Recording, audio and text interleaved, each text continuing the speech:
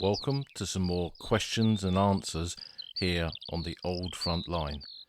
These are questions submitted by you, the podcast listeners, and each month we select some of the best questions that have been submitted via email and the Discord server to answer here and hopefully give us all fresh perspectives and new knowledge of this vast subject of the Great War.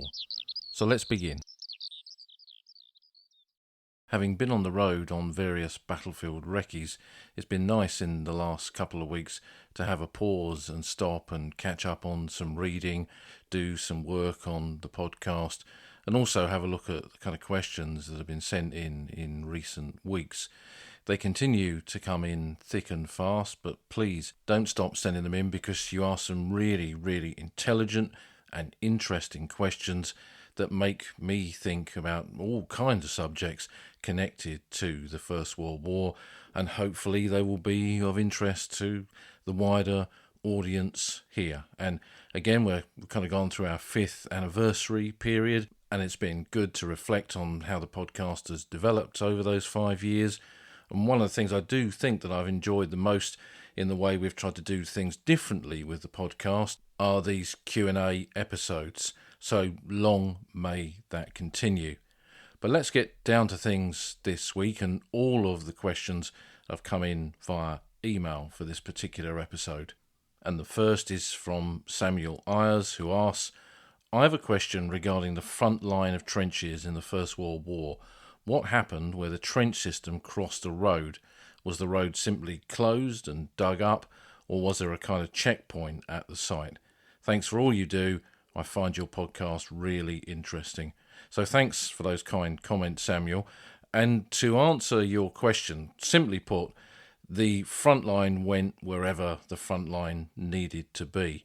When you look at those early stages of the development of trenches on the Western Front, it wasn't always connected up. So when both sides began to dig in that autumn of 1914 leading into the winter period, when fighting was impossible because of the winter conditions, the weather, and the men themselves worn out by a mobile war and now in ditches in muddy fields, it wasn't always possible to connect everything up. But gradually, during that winter, the whole infrastructure of the battlefield developed, and isolated positions, which were trenches dug on a ridgeline overlooking a wood, or up against a hedgerow in a field, wherever it was, these were joined up to make the kind of trench systems that we think of every time we think of the First World War. And because you were building a static line, and you needed to make sure there was no gaps in that static line so the enemy couldn't approach you and try and get round you, outflank you, the trench system went wherever it was required to go. So when we look at the maps and we look at the air photos that began to be taken in 1915, increasingly so, giving us this fascinating kind of insight into how the whole battlefield developed over the 4 years of the First World War, we see that there wasn't a single terrain feature anywhere that there wasn't a trench system, with the exception, I would guess, of water, of course, because you can't dig a trench through a stream or a river or a canal, and also marshy ground, although there were positions. So in the River Somme Valley, for example, during 1915, British troops moved down to start to take over positions from the French. A lot of them ended up in the Somme River Valley, and they ended up occupying islands within that flooded area of the wider Somme River and Valley and Canal itself.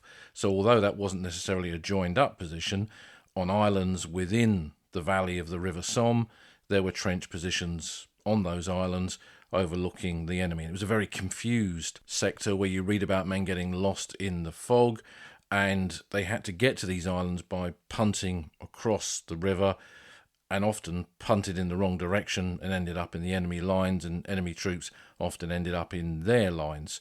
But in terms of roads, when we look at the network of roads that there were across, for example, northern France and in Flanders, They varied greatly from localised roads, which were not much more than dirt tracks, so it wasn't too difficult to dig through those.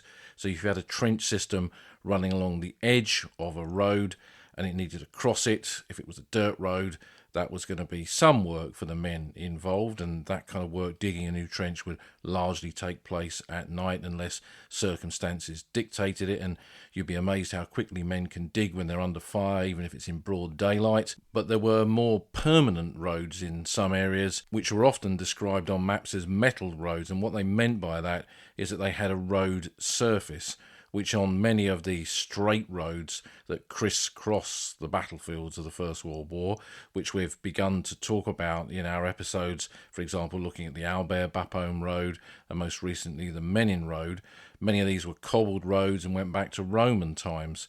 So today, if there was going to be work done on a road like that, there would be archaeology done, because they would be finding the different layers of how that road had developed. So you can imagine being a soldier in the First World War faced with that. You have then got to dig through those layers. But dig through them, they did. And if we take a couple of examples of this, the Albert-Bapaume Road, we did a journey, as we've said recently, where we come up over the top of the Tara-Usna hill from Albert down towards La Boisselle. And when British troops took over that section of the front line in 1915 from French soldiers, the front line crossed that Albert-Bapaume Road close to the outskirts of the village of La Boisselle. There was a kind of pointy junction there, which was actually the village cemetery.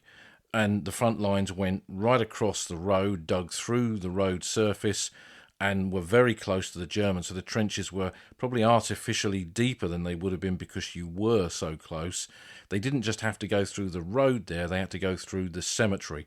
And we can imagine all the kind of gruesome things that they must have found when they were doing that. So when you've got large groups of men available to dig these positions, which both sides did when they had infantry in the forward zone of the battlefield, then digging these kind of trenches across roads wasn't a difficult prospect.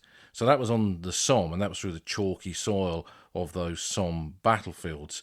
In Flanders, another good example, again based on our recent journey along the Menin Road, the trenches crossed the Menin Road at Hooge at different points. And if you go up from Burr Crossroads towards the rising ground, towards the hamlet of Hooge, at different points in the First World War, the front line was in that area, crossing the Menin Road, which was quite a wide road, again dated back to Roman times, but both sides had trench systems cutting straight across it. It was an absolute necessity. And I can see why you might have thought that rather than dig across a road, they would put a checkpoint there. And if we look at some of the early photographs of some of the early battles of the First World War, before everything went completely static, you do see some checkpoints in some of those photographs, but that was when the front was a bit more fluid, really. You see this change, of course, when the war becomes mobile again in its final phase in 1918.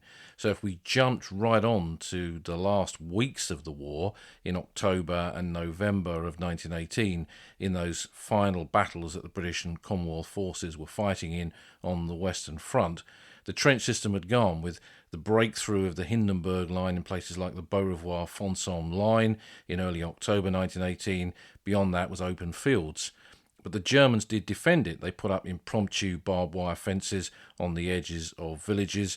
They used the knife rests, which was the kind of concertina wire around a wooden structure that could be moved around. They used those as barricades. So in some areas where troops were coming to the outskirts of a village, the Germans constructed checkpoints and barricades across those roads rather than dig trenches. So you see that kind of approach to the use of defences change because the war is more mobile, and the Germans, rather than rely on a trench system, which they can no longer do in those final weeks of the war, they're using physical features. River valleys like the Selle River near to Cambrai, canals like the Somme Canal, where the last great battle of the First World War was fought on the 4th of November 1918.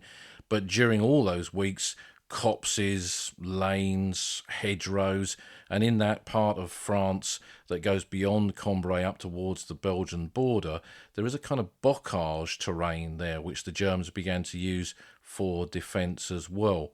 So trench warfare really took hold of the landscape of the First World War during that long period of static warfare, and nowhere was safe from being dug through when it came to digging trenches, whether that's frontline positions, support lines, reserve lines, communication trenches. Again, if you glance at a few aerial images of the Great War showing the trench systems, you'll see how they crisscrossed the landscape and just about touched everything. So it was really that troglodyte world of the First World War, which dominated it for such a long period, touched the entire landscape and changed it forever in all kinds of ways. And we still see traces of that on the landscape today. If you go on to Vimy Ridge, there's 1 or 2 trenches there as you go on the modern road through the middle of the Canadian Memorial Park, where you can see a trench once cut across that road. It stops on one side of the road and you can see it carrying on the other, particularly if you're using trench maps to see where you are on that landscape of the past, or a piece of software like Linesman, which works with digital GPS reference maps to show you again where you are on that landscape of the First World War. So a fascinating question, Samuel. I hope that's kind of answered it, and it opens up that really, once again, that whole kind of discussion about the importance of landscape in this whole subject of the Great War. Moving on to question 2. This comes from Nancy Bergman. She asks, did or do the British consider that they won the Battle of the Somme in 1916? How was it spun? Well, Nancy, what a question that is. Historians have been arguing about the outcome of the Battle of the Somme, whether it was a victory or a defeat, for decades, for a century pretty much. And I'm sure they will continue to do so for centuries to come. On one level, it was a British victory. The British Army attacked on the Somme. It broke through the German lines, pushed those lines gradually back, brought the German army to fight in an area where it didn't want to fight. It was fighting an offensive battle at Verdun, and once the British attacked on the Somme, alongside their French allies in the Somme River Valley, they were now faced with a situation where they were fighting a major offensive battle against the French at Verdun, and now a defensive battle on the Somme against the British and the French, something they didn't want to do, and that is not something you can continue indefinitely. So it meant that the offensive at Verdun was scaled back when the Germans got onto the roof of Fort Souville. Some of their men saw the sun glinting on the blue Meuse in the valley below, close to the city of Verdun. That was as far as any German soldiers got to Verdun, except as prisoners of war in 1916. That was the kind of high tide mark of the German attacks there in early July of 1916. No coincidence that was simultaneously when the British were fighting the Germans on the Somme front alongside French troops, and this was going to change the whole course of the war really in 1916. And although the big push, as it was billed as at the time, with its unprecedented level of artillery, huge amounts of manpower, and a sense that nothing could go wrong with all these odds in your favour, although all of that came together and didn't really achieve what had been hoped for, which was a decisive breakthrough ending the war on the Western Front, nevertheless the British Army had made the Germans fight on the Somme and had severely damaged their defences on the Somme sector, ground down in a typical attritional battle of the First World War, the German army, so the last of its regular and reserve units, many of which had gone to war in 1914. If we look at some of the divisions, the German divisions are on the Somme, like 26th Reserve Division. It was a pre-war division made up of reservists who had served in the German army before the war, came to the Somme front in the autumn of 1914, and was pretty much decimated by the fighting between July and November of that year. So the German army had suffered crippling casualties, changed the nature of the German army forever, and come the end of the battle, the Germans had failed to break through at Verdun, failed to stop the Allied incursions into their positions on the Somme front, and were holding a whole system of trenches on that Somme front that they knew it was impossible to defend indefinitely, which is why they made the conscious decision to withdraw to new defences the Siegfriedstellung, as they called it, not to be confused with the Siegfried Line, the Hindenburg Line, as the British would eventually call it, a whole system of defences built away from the battlefield area, which in the aftermath of the Battle of the Somme, they pulled back to in early 1917, and the fighting moved there. So looking at all of that, you could argue that there was some kind of victory on the Somme. And historians like Professor Gary Sheffield, who wrote Forgotten Victory about the Somme Battle of 1916, has described it as a Pyrrhic victory. And I'd like to think that we've moved away from the Blackadder-ish view of the Somme, that the battle, in the words of Blackadder, was to move Douglas Haig's drinks cabinet 6 inches nearer to Berlin, that we've moved away from the kind of essence of Oh, What a Lovely War, the film which we looked at in a previous podcast episode, and we've moved away from lions led by donkeys, which was put forward by Alan Clark and many others in the 60s and the decades that followed. We've moved away from all that. But there is one element that is always difficult to square in this argument, and that is the cost of this Pyrrhic victory. The hundreds of thousands of British and Commonwealth casualties on the Somme, the 57,000 on the first day of the Battle of the Somme, and the cemeteries that cover that landscape of the Somme today, testifying to the cost of that Pyrrhic victory. And of course, in the terms of 1914-18, in the language and perhaps the mindset of that period, these casualties would not have been seen as necessarily acceptable on one level, but on others they were. We were fighting this mighty army, the Imperial German Army, holding 450 miles of the Western Front, with a huge military industry behind it capable of producing super weapons like the Big Bertha, the 420mm howitzer, of equipping a vast army of millions of men with everything from rifles, machine guns, trench mortars and artillery, and an army that was well trained, well led and hugely determined, and had the advantage of fighting on the defence, of sitting in defensive positions in cover while Allied soldiers attacked them in the open, often, as with the first day of the Battle of the Somme, often in broad daylight. All of this cost casualties, and I think a century on from the Great War, the consequences of conflict, which are casualties, is something that a modern society really can't accept. And when we look back to 1916 and the losses on the Somme, it's very difficult for the average person to really square that.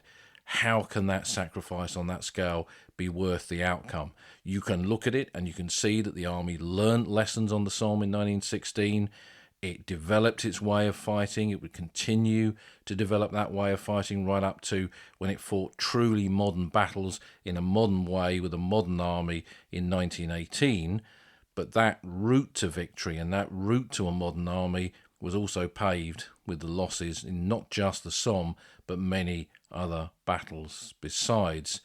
And that is something when the average person, again, cannot see Kaiser Wilhelm's Germany in the same way that it can see Adolf Hitler's Germany, it can't see that that victory was perhaps worth it. And I think that's the challenge that historians have, to tell the story of the First World War and make people understand that the soldiers who fought in it were not these sheep being sent over the top in pointless, futile battles. It was part of a struggle that would take years to bring to an end. They needed to defeat an enemy that was stamping its feet all over Europe if it could, and occupying land over which it had no dominion whatsoever.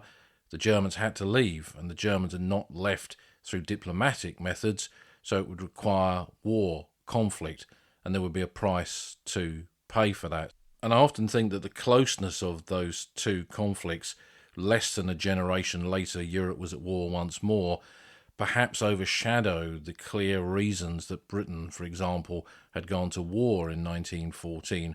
And although there was a period of disillusionment in the decades that followed, if we look at some of the authors who questioned the war, questioned how it was fought, questioned the casualties, I think if you looked at the average soldier, He was proud of his service, proud of what he'd done, proud of his ability to fight the enemy, proud of the training that he's had, proud of his identity as a soldier, as part of a particular regiment or corps, a battalion on the battlefield in the infantry, and what they'd achieved and how they'd beaten the enemy perhaps time and time again, leading to victory in 1918. And it was a victory. If we do not think that it was, we're simply falling into the idea of the stab in the back myth and all of that nonsense that the Nazis peddled in the interwar period.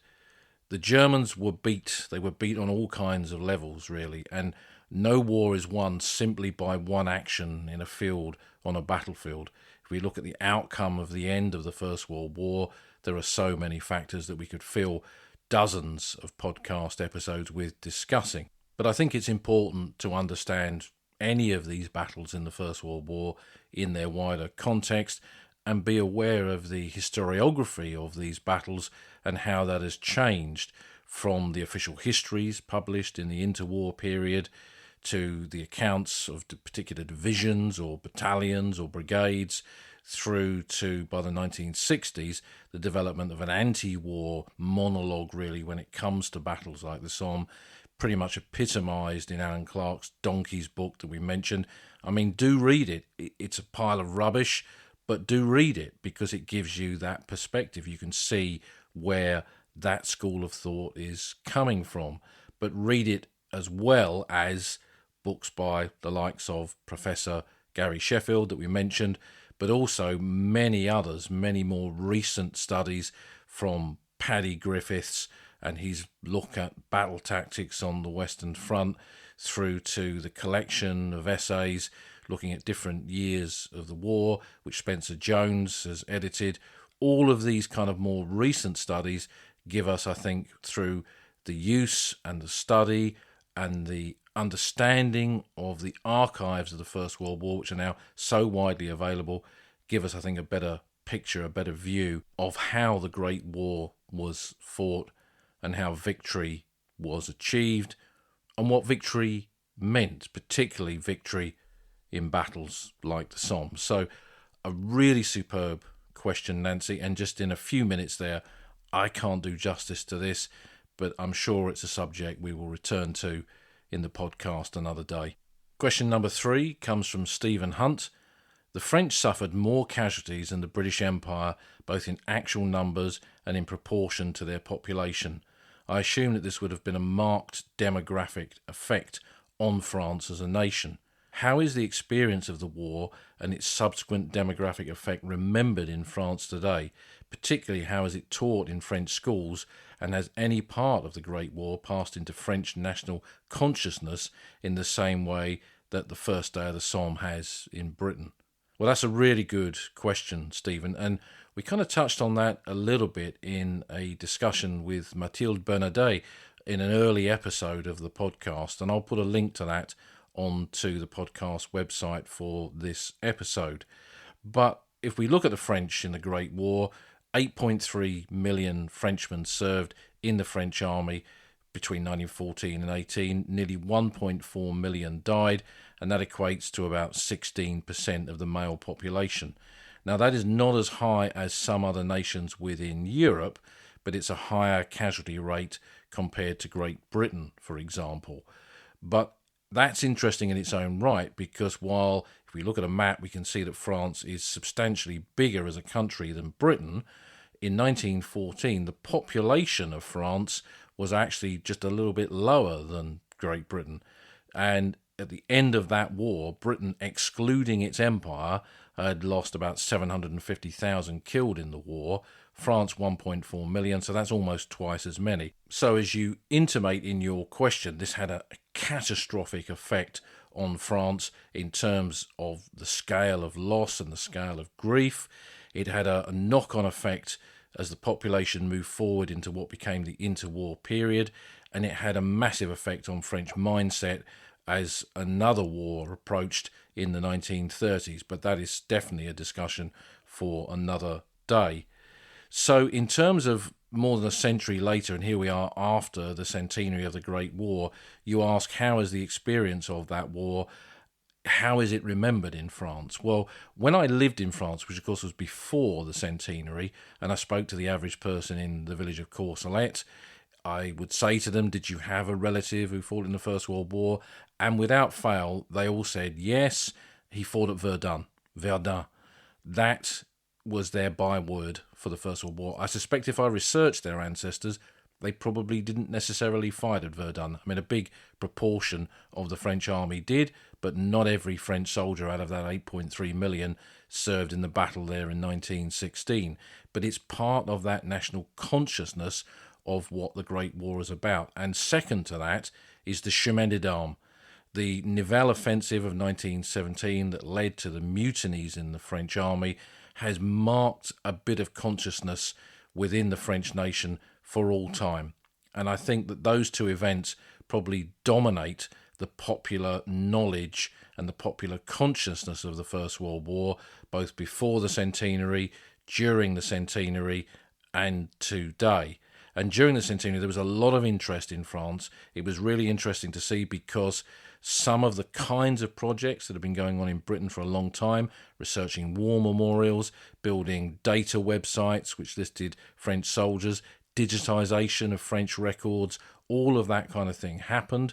So today, because French records were not damaged in World War II, you can trace a French soldier very, very easily. You can do research on individual units. All of their war diaries are online. The regimental histories, the historiques that were published after the war, they're pretty much all online. And there's a huge amount of material there, all of it free, all of it freely accessible, and you can build up a massive understanding of it. So that kind of changed the French approach and brought more people into it through a genealogical aspect, just as that had happened, I think, in the 90s through to the early 2000s in Britain.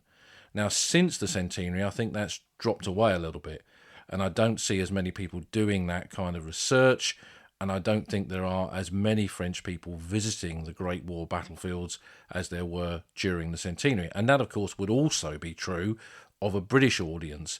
There aren't as many British visitors to the Somme or Ypres or Passchendaele as there was between 2014 and 2018. But there is definitely a big interest within France. When we look at the popular magazines there are about the Great War, which you can go into a Maison de la Presse, a newsagent, and you can purchase. French cinema continues to be interested and obsessed with the First World War. There was a mini-series recently which depicted the early stages of the war, for example. And I'm sure that that will continue because it was such a watershed in French history. And as a French person living in any French town or city, you can't fail to miss it because the war memorials that commemorate that huge generational loss in 1914-18 are just about everywhere that you go. Streets are named after men who were killed. There are statues of generals. And if you live on the landscape of the First World War, you can't miss it because of the cemeteries and the memorials. And once you get beyond the Somme, and I know many of you listening to the podcast have visited the British part of the Western Front. We had that episode Beyond the Somme, kind of encouraging people to get into, in inverted commas, the French sector of the Western Front. It's worth doing because there you begin to see the scale of the French army's commitment, the scale of the French army fighting these battles, and the scale of the French loss in the First World War as well. Now, there are many elements to this. I'm not sure it's taught in schools in the same way that it has been in Britain, but when you go to Verdun, you see a lot of French school groups visiting the Verdun battlefield now, and that can only be a good thing. There's been a lot of popular novels and graphic novels about the First World War in France. In fact, the graphic novels about World War One pretty much began to a certain extent within France, and that is something that we're going to cover in an episode of the podcast fairly soon.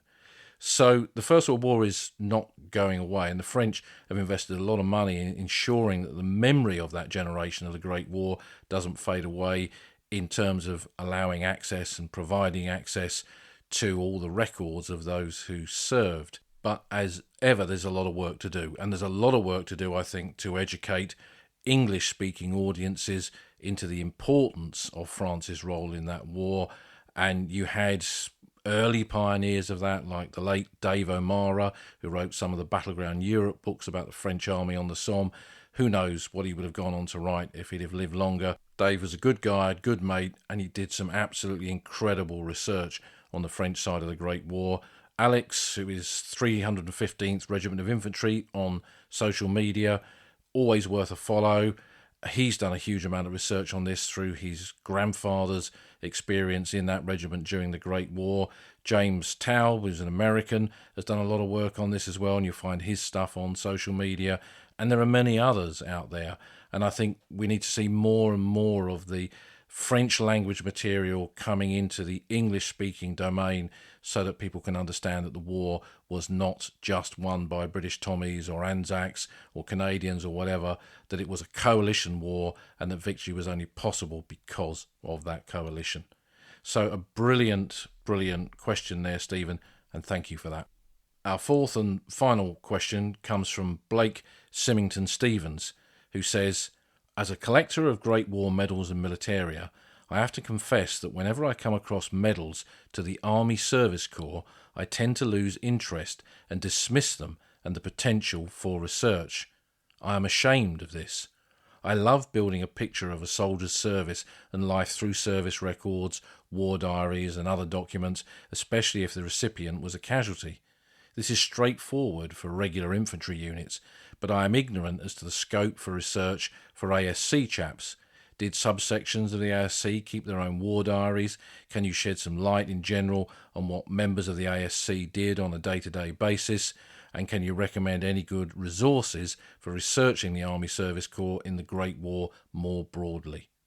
Now, I understand exactly what you're saying here, Blake. I've collected medals through all of my period of Great War history, and when you pick up a group of medals and it doesn't say Irish Guards, or in my case perhaps the Royal Sussex Regiment, it's the Army Service Corps, I'm not saying there's a disappointment, but it doesn't kind of strike the same kind of chord. I get why. But the infantry on the front line could not have fought their war without the support troops behind them, keeping them there, feeding them, bringing up ammunition, bringing up supplies, driving the ambulances that took the wounded away, all this kind of stuff. And this work, all of this work, and much, much more was done by the Army Service Corps. I interviewed several ASC veterans who kind of always downplayed what they'd done because they weren't in the trenches, they weren't going over the top, but they were driving lorries across vast bits of ground when the war became more mobile. Casualties could mount because the front lines were confused. A lot of them lost lorries and mates in the March 1918 German offensive when positions got overrun much more quickly, and units that were behind the front suddenly found themselves in that forward zone of the battlefield. But generally, if you look at the history of the Army Service Corps, their job was not to fight battles. Their job was to provide all of the infrastructure and all of the transport and all of the supply for the British Army on the Western Front, and indeed all fronts: Salonika, Palestine, Mesopotamia, Russia, everywhere. And without them, any of those conflicts, any of those campaigns, any of those battles could not have been fought. And if you look at the lots of different units that there are in the Army Service Corps, which range from field bakeries, baking the bread at places like Rouen, through to the motorised transport units of the Army Service Corps. You had men who were civilian drivers in 1914 that were reservists who joined the Army Service Corps and became some of the drivers of the old Bill buses, those London buses that were used to ferry troops around the Western Front, not just in 1914, but eventually throughout the First World War. And there are all kinds of really specialist units that the Army Service Corps formed, with horse-drawn transport, with donkey transport, with motorised transport, and it kind of went through its own revolution of mechanisation during that period as the army got bigger and the need for mechanisation became more and more apparent. So there are many fascinating aspects to this.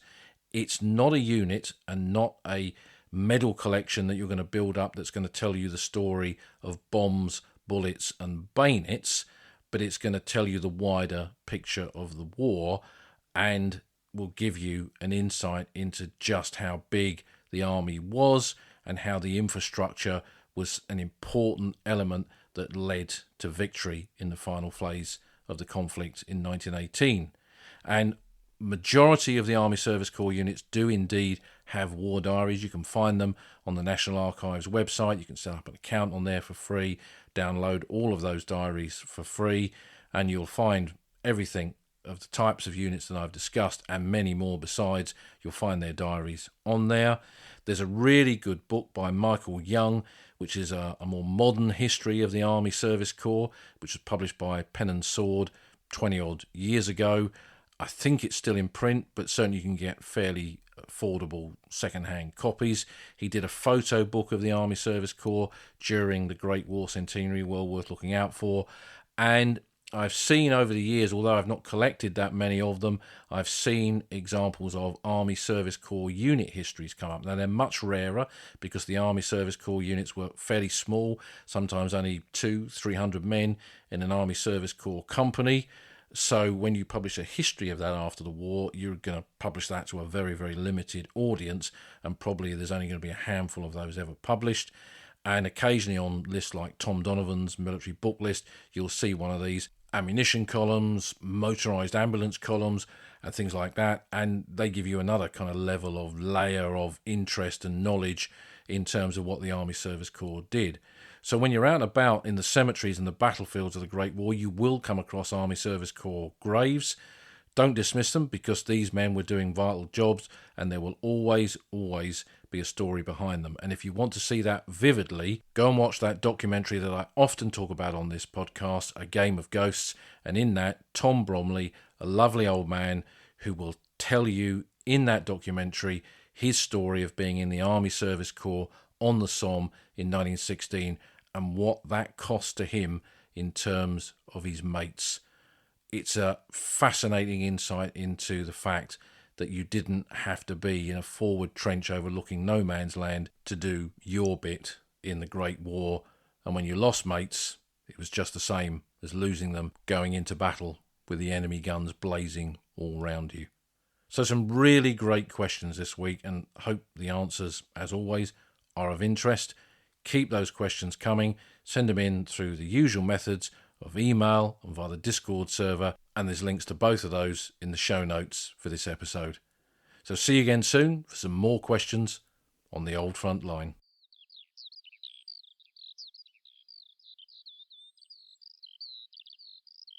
You've been listening to an episode of the Old Front Line with me, military historian Paul Reed. You can follow me on Twitter at Somcorps. You can follow the podcast at Old Frontline Pod. Check out the website at oldfrontline.co.uk, where you'll find lots of podcast extras and photographs and links to books that are mentioned in the podcast. And if you feel like supporting us, you can go to our Patreon page, patreon.com/oldfrontline, or support us on Buy Me a Coffee at buymeacoffee.com/oldfrontline. Links to all of these are on our website. Thanks for listening, and we'll see you again soon.